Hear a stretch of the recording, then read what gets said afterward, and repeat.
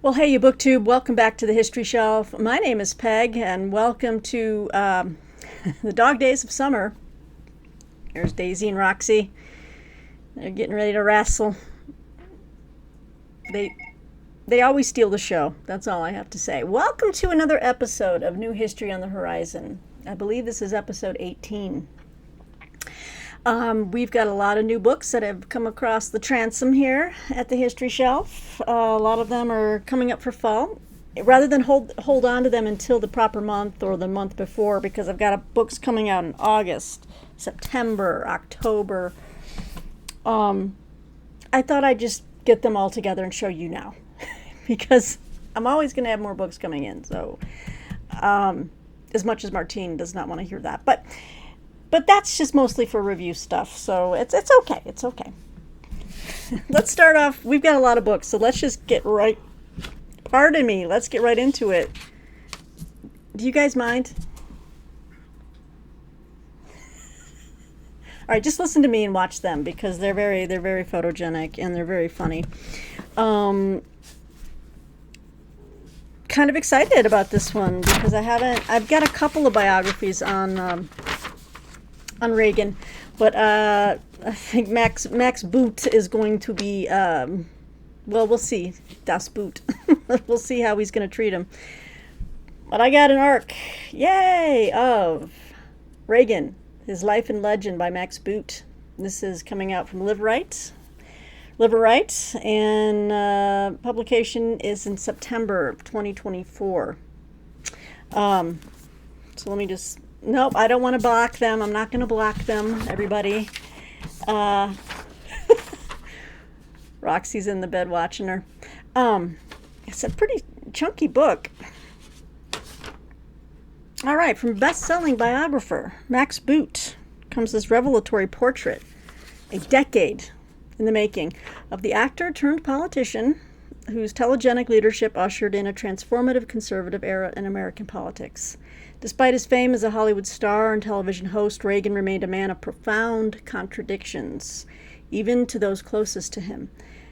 Never resorting to either hagiography or hit job, Reagan charts his epic journey from Depression-era America to morning in America, providing fresh insight into trickle-down economics, the Cold War's end, the Iran-Contra affair, and so much more. This definitive biography is as compelling a presidential biography as in any recent decades.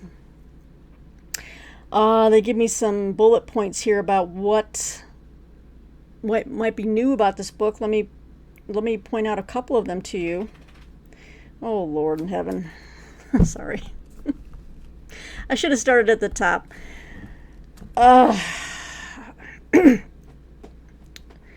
Okay, I'll get to that last bullet in a second, but okay. This is going to be interesting. This is a more nuanced examination of Reagan's record. Okay, showing how he governed from the center while governor and president, despite being a flag bearer of conservatism. I'd like to read about that for once because I know a lot of people hate him, but I do think he was more centrist than people think. So I'd like to see Max Boot make that case, which is one I actually, just from a lived experience, I think is true. Obviously, there were some big failings by Reagan. We're thinking of the AIDS epidemic for one. That was horrible. But let's move on here. A deeper investigation of Reagan's idealized Midwestern upbringing, his war record, and his purported role in preventing a communist takeover of Hollywood. Okay. Then he goes into another bullet point, says revelations about the role of white backlash politics in Reagan's rise.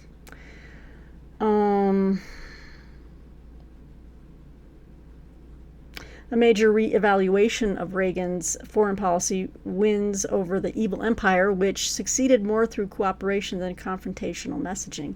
And then this final bullet, an examination of how Reagan was both different from and similar to Donald Trump.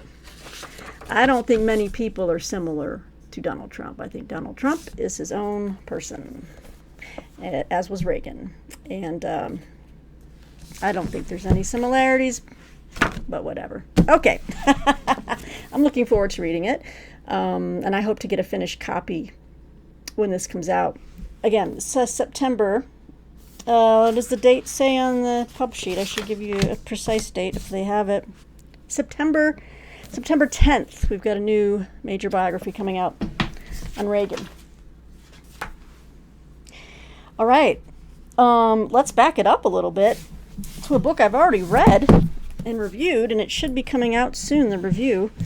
But let me go ahead and it's another massive biography. You know, I love juicy, massive biographies. Dutton Publishing has just been blowing me out of the water lately. They've been coming out with some fantastic history titles that really speak to me and my interests, so I've just been a big Dutton fan lately. This biography is coming out. Oh, it just did. It just went on sale June 25th, the day before my birthday. We've got John Quincy Adams, A Man for the Whole People, by Randall Woods. It's a big chunkster here. Okay. Again, coming from Dutton Publishing, and it's out now, but did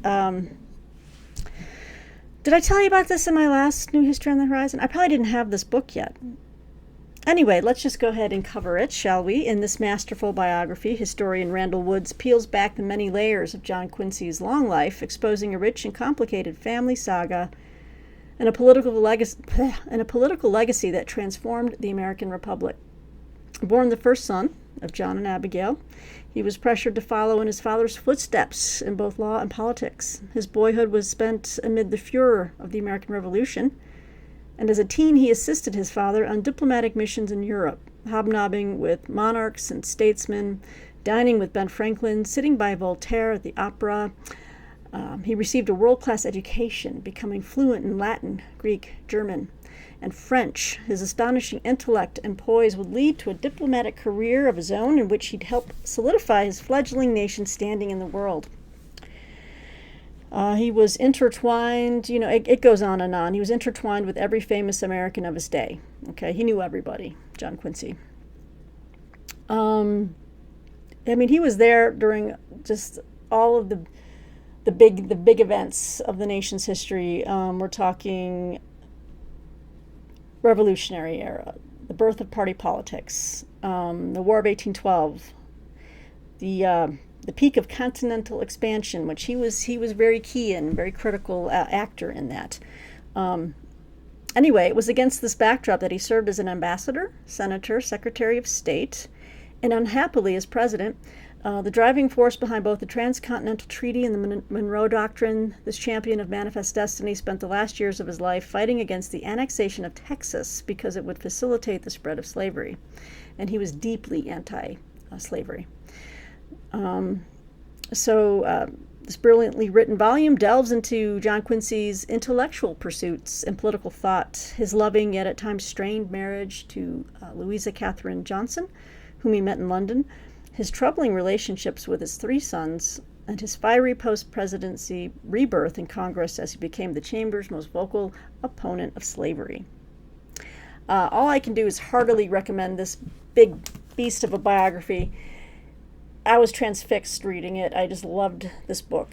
I love this biography. I have a couple of other John Quincy Adams biographies on my shelves, so I don't know how they compare just yet because I haven't read the other two yet, but it's on my list. But I was really happy to just buckle down and knock out this one, being the most recent.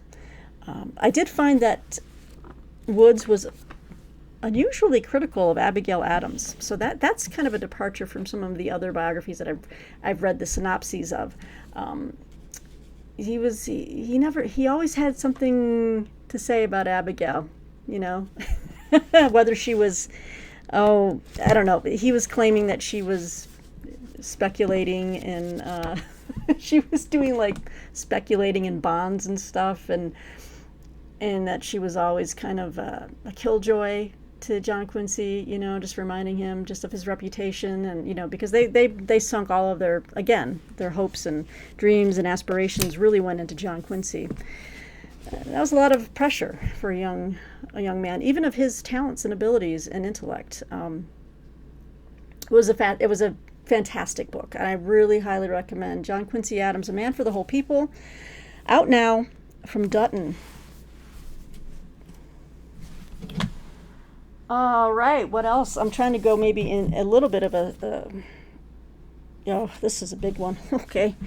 Princeton University Press hooked me up. They sent me this book. They know that I am into this topic. So thank you, Princeton University Press, for this uncorrected proof of a book that is coming out next month in August. I don't know exactly what date. Does it tell me? Not yet. I don't have a pub sheet either. So this could be a problem as far as reading to you what this book is about. Is there a pub sheet?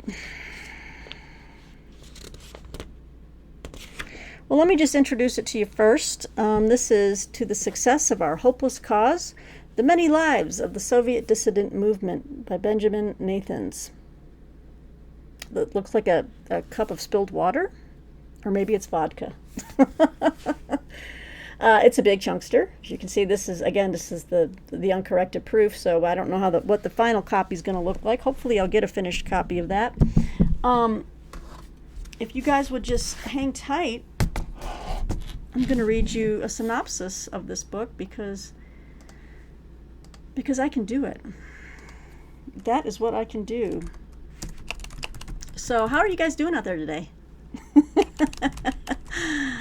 Can you believe it's already July?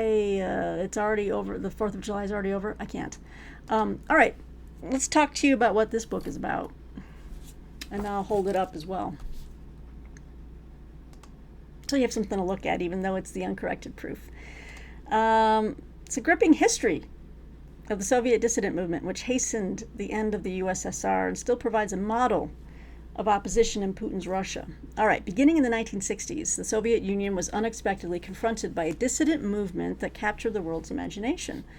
Demanding that the Kremlin obey its own laws, an improbable band of Soviet citizens held unauthorized public gatherings, petitioned in support of arrested intellectuals, and circulated banned samizdat texts. Soviet authorities arrested dissidents, subjected them to bogus trials and vicious press campaigns, sentenced them to psychiatric hospitals and labor camps, sent them into exile, and transformed them into martyred heroes. Against all odds, the dissident movement undermined the Soviet system and unexpectedly hastened its collapse, taking its title from a toast made at dissident gatherings to the success of our hopeless cause. That's great. This is a definitive history of a remarkable group of people who helped change the 20th century. So let's get into some of the details of who he's talking about here. Benjamin Nathans's vivid narrative tells the dramatic story of the men and women who became dissidents, from Nobel laureates Andrei Sakharov and Alexander Solzhenitsyn to many others who are virtually unknown today. So he's drawing on diaries, memoirs, letters, interviews, and KGB interrogation records. The book reveals how dissidents decided to use Soviet law to contain the power of the Soviet state. That's very savvy of them. This strategy, as one of them put it, was simple to the point of genius. In an unfree country, sorry about that if you heard that, it's my boxer. In an unfree country, they began to conduct themselves like free people. Ooh, like it, subversive. Anyway, it shows how dissidents spearheaded the struggle to break free of the USSR's totalitarian past, a struggle that continues today in Putin's Russia. Doesn't it ever? Yeah. So, to the success of our hopeless cause. This will probably give me a date. August 13th. Yes, this is being published August 13th, everybody. So, Princeton University Press, baby. All right. Let's see. Let's go. Well, this one's already out, or will be. From the good folks at the University of Nebraska Press and their imprint Potomac Books. I got the finished copy of a book that I requested because this is my métier, this is my forte, and I love reading about the Romanovs. And this is a brand new book about them called In Search of the Romanovs, A Family's Quest to Solve One of History's Most Brutal Crimes by Peter Sarandanaki. Sarandanaki. There we go. Sound it out. So, again, from Potomac Books. Let's see. Aha, yes, it just was published July 1st. Perfect timing. All right. In 1918, a famed general of the Russian White Army battled through the Red Army to save Emperor Nicholas II, but he arrived too late. The Romanovs had already been murdered. In this thrilling true-life detective story, we follow Anna, the general's courageous young daughter who fled across the continent and boarded a ship with her husband to escape the bloodshed. Beneath her bunk was a box, and in this box lay grisly evidence of what had become of Russia's royal family, the Romanovs. Generations later, Anna's grandson, Peter Sarandanaki, set out to finish his great-grandfather's mission to find the Romanovs' remains, enlisting searchers and scientists to finally piece together the answers to some of history's most perplexing questions. What really happened to Tsar Nicholas, Empress Alexandra, and their children? Well, we know what happened. Okay. We know what happened. They were shot. They were shot in that basement cell. And what about the Tsar's brother, Mikhail, who simply disappeared? He was disappeared, is what I would say. Set against the disparate backdrops of the Russian Revolution and the 21st century's leading DNA laboratories, In Search of the Romanovs weaves together historical records, forensic science, and the diaries, recollections, and experiences of Sarandanaki's own family. Follow Sarandanaki as he fits together the final fragments of the mystery. A piece of topaz jewelry, a blood-stained shirt once worn by Tsar Nicholas II, the fabled Sokolov box, and clandestine initials carved into a tree. A riveting and deeply personal story, In Search of the Romanovs reveals hidden truths and the legends about the murder and disappearance of Russia's most famous royal family. Well, I'm intrigued. I will read anything about this topic, no matter how kind of maybe repetitive or whatever. But I mean, there's some photos in here that I haven't seen before, so I'm pretty stoked about that. Probably mostly about like excavating at the scene and finding the remains like in the well and in the ground, because most of the bodies were dumped in the well. And there were a few bodies that were burned, partially burned, and then buried not too far from that well. So, wow. Today versus 1918, if you look at this photo right here. Wow. So that's kind of cool. They updated as far as like just searching the grounds. Oh, and this one, I looked at this as soon as the book came in, and they found the jewelry belonging to the imperial family. Damn. Anyway, I just can't get enough of this topic. I'm really excited for this book. I might even save this for Historathon Q4. I think I might. I think this is going to be my pile of possibilities for Q4. Because I love it. I love this topic. It's fascinating. Okay. I just got this book in the mail the other day. This is also, wait, let me see. When is it coming out? Ooh, this is not until November, so let's hang on to that. Oh, we got September. We've got September. Tell you what, I'm going to show you in the middle of this New History on the Horizon. I requested this book from Vanderbilt Press. This is, wow, an experience. I think this is available right now. Wow. I just wanted to show this book. It's available now. It's not necessarily new, but it's in this new edition that Vanderbilt put out, and it is amazing. So let me just show you. It's an oversized book. So I'm going to take off the dust jacket first. Okay, it's got the glossy paper. Okay.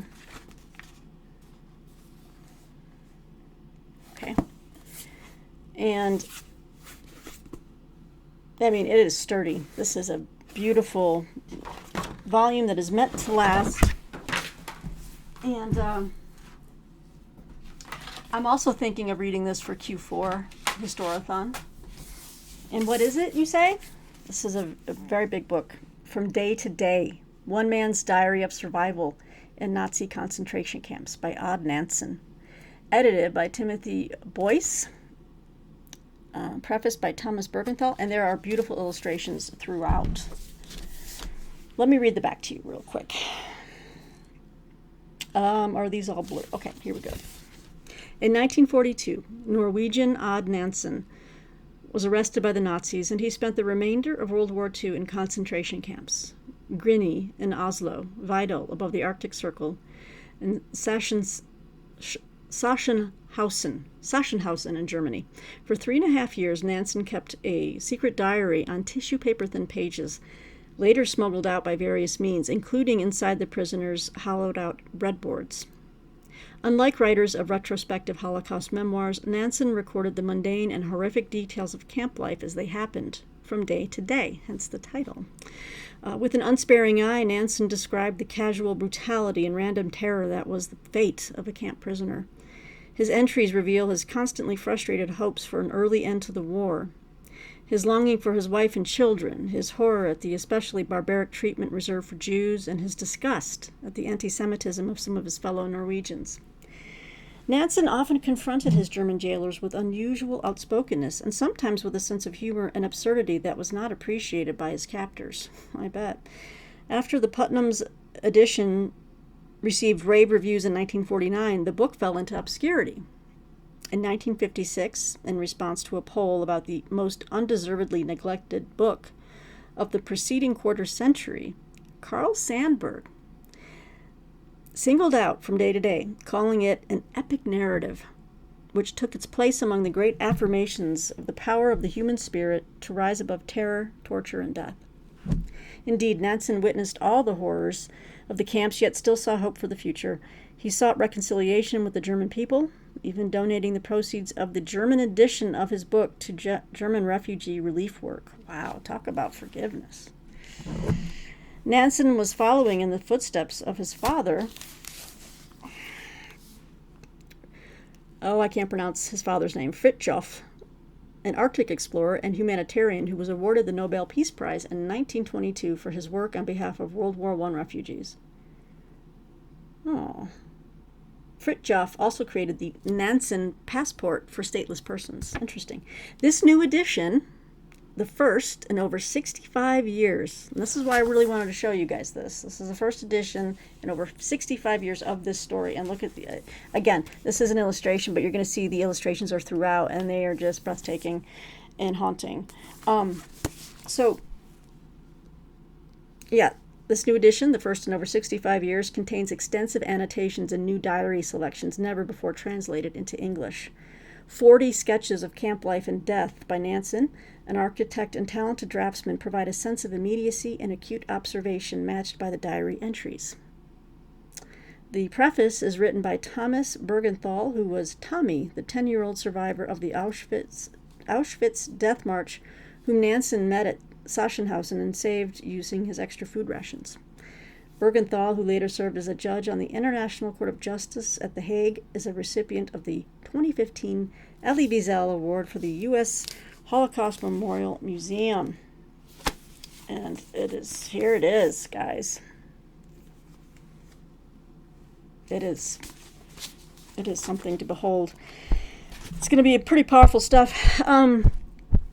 After reading Cold Crematorium, which I've talked about on this channel before, and I've also reviewed the book, which was just so powerful, I heard about this new edition coming out of Odd Nansen's book that I wanted to look at it, and I want to read it because I don't know, there's something about it like that is just it's depressing, it's sad, it's grim, but it's also the human story, and it is about the human spirit. How do people survive some of these things? It's just amazing. But yeah, so here are some more illustrations and sketches.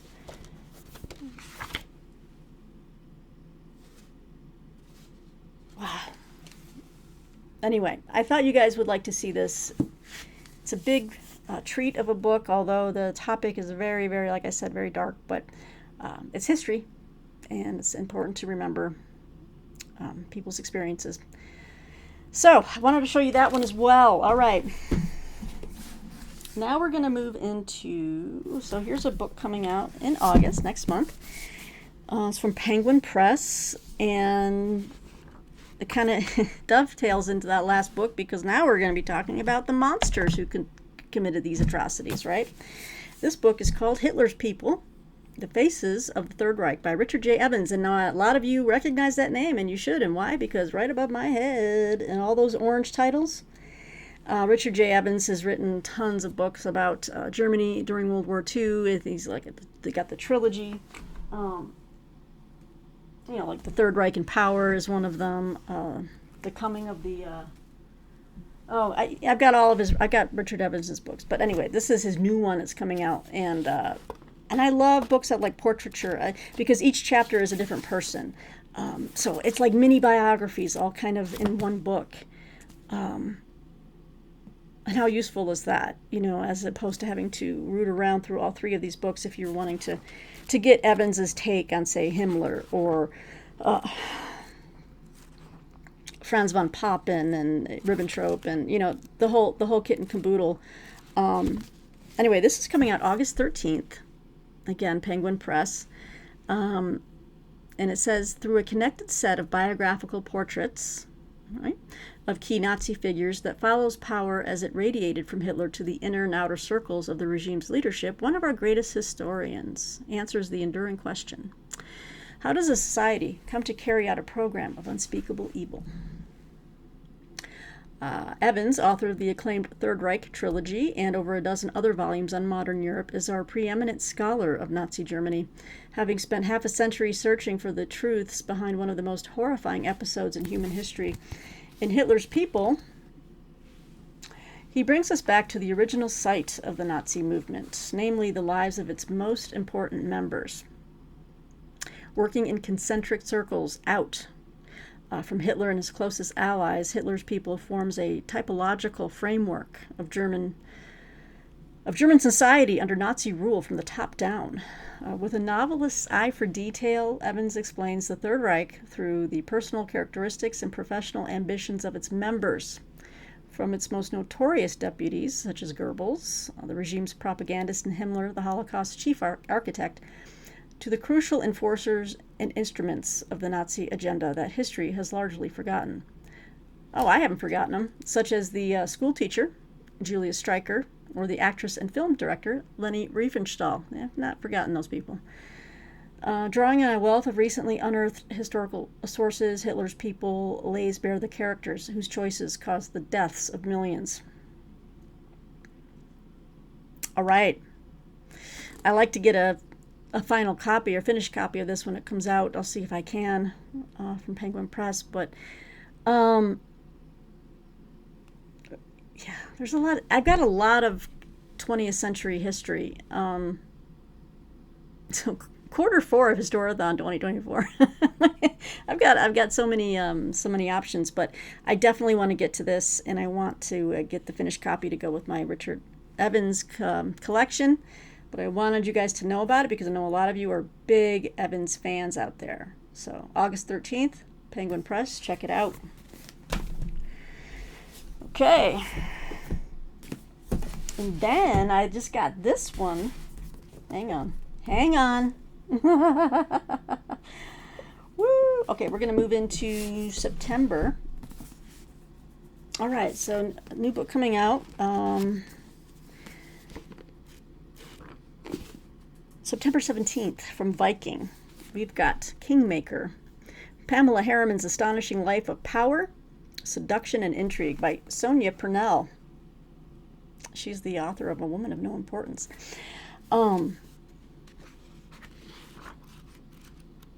This should be kind of scandalous and juicy. I'm kind of looking forward to reading this in a kind of voyeuristic way here because of yeah, she kind of had an affair. She cheated on Churchill's son. Yeah. When Pamela Churchill Harriman died in 1997, the obituaries that followed were predictably scathing and often downright sexist. Her true legacy was overshadowed by her glitzy social life and infamous erotic adventures, and she was written off as a courtesan and social climber. Much of what she did behind the scenes remained invisible and secret. That is, until now. With a wealth of new research, interviews, and sources, Sonia Purnell unveils for the first time the full, spectacular story of how Harriman left an indelible mark on the world today. At age 20, Churchill's beloved daughter-in-law became a secret weapon during World War II, strategically wining, dining, and seducing diplomats and generals to help win over American sentiment and secrets to the British cause against Hitler. After the war, she helped to transform Fiat heir Gianni Agnelli into Italy's uncrowned king on the international stage, and after moving to the United States, brought a struggling Democratic Party back to life, hand-picking Bill Clinton from obscurity and vaulting him to the presidency. Okay, I had no clue about that.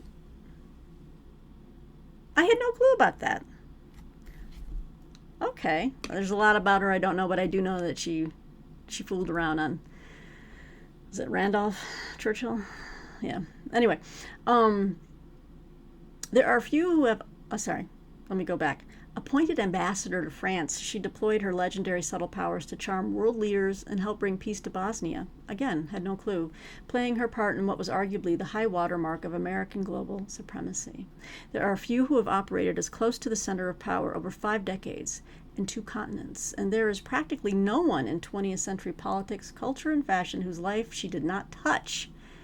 My lord. Okay, including the Kennedys, Truman Capote, Ali Khan, Kay Graham, Gloria Steinem, Ed Murrow, and Frank Sinatra.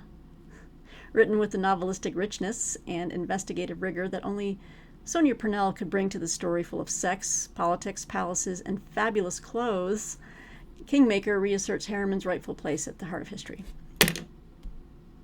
All right. Again, from Viking. Coming out September 17th. Pamela Harriman's Astonishing Life of Power, Seduction, and Intrigue. Sounds great.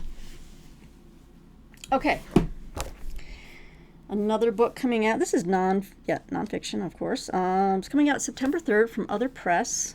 This is called Bad Jew, A Family's Quest from the Minsk Ghetto to Netanyahu's Israel. It's by Piotr Smoller. Translated by Anthony Roberts. Not Andrew Roberts, Anthony Roberts. Okay. So what is this one about? This little skinny volume here. All of 212 pages.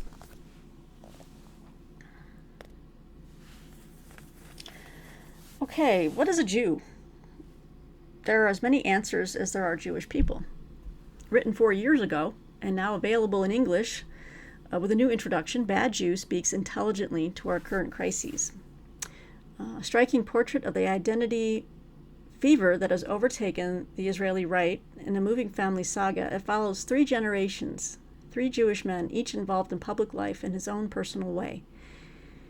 Piotr Smoller's grandfather, a passionate Polish communist who led the resistance in the Minsk ghetto during World War II. Smoller's father, who opposed the communist regime in Poland in 1968 and had to flee the country, and Smoller himself, confronted with the question of Jewish identity after becoming Le Monde correspondent in Jerusalem. Deftly interweaving their stories of activism and migration, Smoller explores how intolerance harms democracy and asks, what should we be faithful to? This important book has never been timelier. All right. Well, that'll be interesting. Other Press always has some really intriguing titles. In fact, I have another book from Other Press. Let's just go over it right now. This one's not coming out until November 12th. But the other thing about Other Press is they're branching out and they're doing a lot more like straight history, which is fabulous. And this is Naples, 1343. The Unexpected Origins of the Mafia. Now, you guys must know by now, I don't know how many times I've referenced The Godfather and Goodfellas, but I'm really into mob movies and the Mafia. I love reading about the Mafia, and in this case, we're going to get to the origins of the Mafia. This is translated by Anthony Sugar. And I should say, but it was written by Amedeo Feniello. Again, see, it's an oversized book, Other press typically only has like these smaller books. You can see what I'm doing. So they're kind of, I like what other press is doing. I like to see more history come out from them. So let's get into this one, shall we? Again, comes out November 12th. A fresh perspective on the early Mafia as a means of resistance against invasion. This gripping history illustrates the previously unknown extent of these families' power in the 14th century. 1343, there is famine in Naples. After nightfall, a Genoese ship loaded with wheat is attacked by members of 2 local clans who brutally kill several sailors and their captain. The attackers return to the city, greeted by the cheers of their countrymen and the blind eye of the authorities. The Republic of Genoa presented the Kingdom of Naples with a formal protest against the incident. But in a historical document of great importance today, King Charles I of Anjou admitted he did not control his own city, that the true rulers of Naples were, quote, the family, end quote.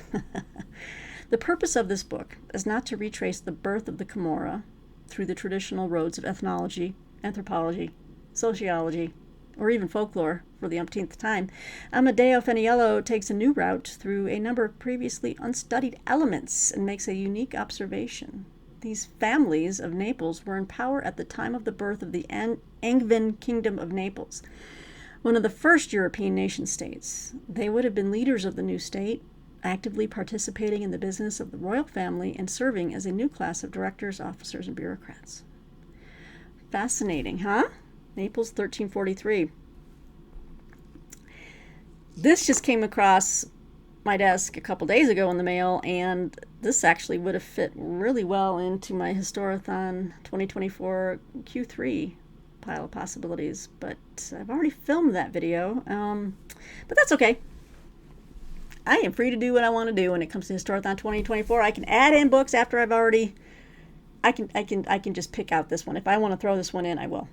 But anyway, from Other Press, Naples, 1343. I've got the advanced copy. Again, final copy comes out November 12th. All right, final book here, guys. Well, let me see. I've got a couple more. Now, let me share this one with you because it is interesting, and this comes out next month, early next month, real quick. This is I Am on the Hit List, A Journalist's Murder and the Rise of Autocracy in India by Rollo Romig. It's from Penguin Books. It's listed, the genre is listed as true crime / current affairs. It's about the mysterious assassination of a journalist in South India and the investigation that followed. Let me read it a little bit more to you. When Gauri Lankesh, a prominent journalist in the South Indian city of Bangalore, was assassinated in September 2017 outside her home, it wasn't just a loss to her close-knit community of journalists, activists, and local leaders. The shock reverberated nationwide, making headlines and sparking protests. Why was she targeted, and who was behind it? In investigating these questions, Rollo Romig unpeels the complex layers of South India, a place of incredible religious diversity, strong literary tradition, myriad languages, and a fascinating history. I Am on the Hit List reveals a country that, just like the United States, has been deeply affected in recent years by dogma, dissent, and the decline of democracy. The people speaking up, like Gauri Lankesh, are uniquely vulnerable. In an epic narrative that moves between a historic booksellers district and brand new high-rises funded by IT companies to a mysterious ashram in Goa and the kitchens of an international vegetarian restaurant chain, Rollo Romig interrogates whether we can break the cycle of polarization and bloodshed, inspiring political murder across the entire globe. It's true, there is an outbreak of journalists just being murdered to be shut up by the people in power. So this is an important read. And Rollo Romig, hey, born and raised in Detroit. What? Raise the roof. Okay, so this comes out August 6th. Keep your eyes open for that one. And what do you want, Roxy? I keep meaning to show you this one, and we're close to the mark, so this is coming out August 6th. I'm looking forward to reading this because I'm someone who's actually played this game. This is Red Dead's History, a video game, an obsession, and America's Violent Past by Tor C. Olson. This is from St. Martin's Press. Let me just read it to you a little bit, but I have played these games because I have been a gamer in my past. I game now, but not as much as I used to because I've got way too many things that I'm reading and writing about. So, but every now and then when I get a free moment, I like to fire it up. And this was one of my favorite games of all time. All right, let's get into it. A path-breaking new way to examine U.S. history through the lens of a best-selling video game.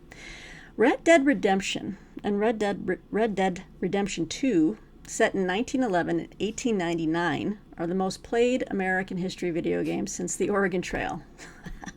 Beloved by millions, they've been widely acclaimed for their realism and attention to detail. But how do they fare as recreations of history? In this engaging book, American history professor Tor Olson takes up that question and more, weaving the game's plot and characters into an exploration of American violence between 1870 and 1920.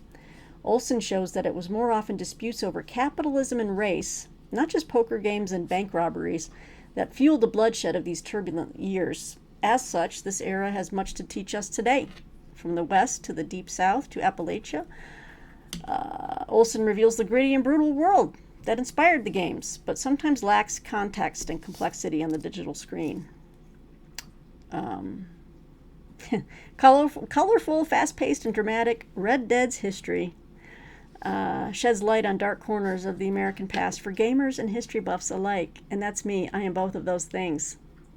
Never thought I would see a book that would tackle two major aspects of, my hobbies and who I am. I'm a history buff and I am a gamer. So Red Dead's History, coming out August 6th from St. Martin's Press. Tor C. Olson. Check it out, especially if you loved Red Dead Redemption. Such a great game. So beautiful. And finally, you guys, was I excited to get my hands on this arc. It's from that beautiful hunk of a historian, Dan Jones.